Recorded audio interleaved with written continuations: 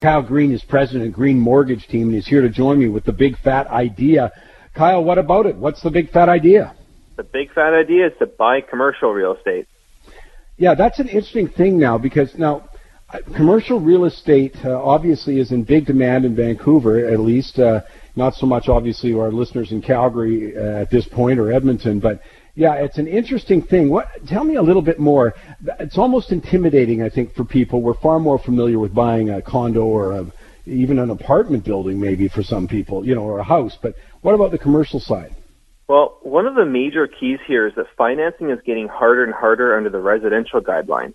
So I wouldn't be surprised if investors with 3 to 5 rental properties need to eventually go to commercial financing at higher interest rates to continue to build a residential portfolio in the next 2 to 5 years. But that's not the case with borrowing commercial at this point?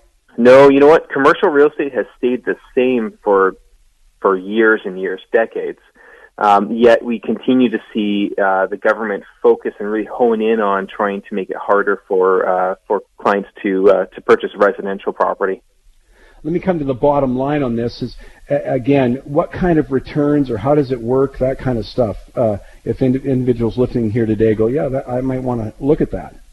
Well, the really cool thing here, and I tell people this all the time, especially if you're new to investing in real estate, if you were to just buy a typical residential property and you had 20% down with no cash flow and no appreciation, just the tenant paying down your mortgage for you represents about a 7.5% to 8.5% return on investment per year.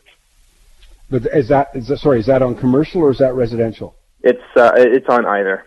Oh, I see. Interesting. Yep. Well, obviously, that's a lot more than people. I mean, we're in this period of a phenomenal search for yield, and I don't see any sign that interest rates are rising in Canada. There's no upward pressure whatsoever, given the state of our economy. Absolutely, yeah, and that's why I think that with low yields worldwide, it actually makes sense to be borrowing money to be investing, and real estate's one of the best ways to be borrowing money to invest. And where does one start even looking for property? I mean, again, we're more familiar with the kind of listings we see in the newspapers or online, that kind of stuff. Yeah, where to find property is an interesting one. I think that for most of our clients, the important thing is to be buying in an area that they're comfortable with and familiar with. Obviously, especially when you're dealing with commercial real estate, cap rates, which is the return on your cash per year if you were to buy it with cash, so no mortgage. Typically, cap rates are higher in smaller markets. So you do have to be comfortable. If you're looking for cash flow, usually you're buying in a smaller market.